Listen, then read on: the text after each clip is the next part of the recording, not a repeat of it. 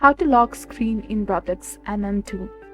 Hello and welcome back to our channel. In this video presentation, I'll guide you through the process of locking the screen in Roblox Murder Mystery 2.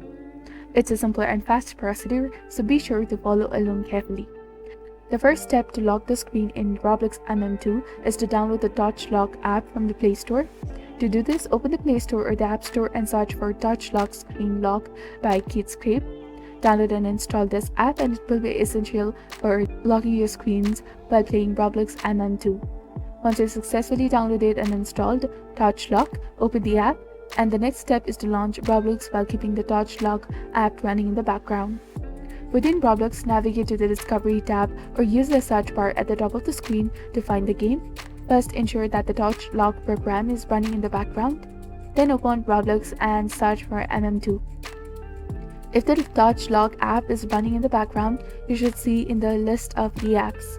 If it's not there, go back to the Touch Lock app and enable its overlay to be displayed over other apps.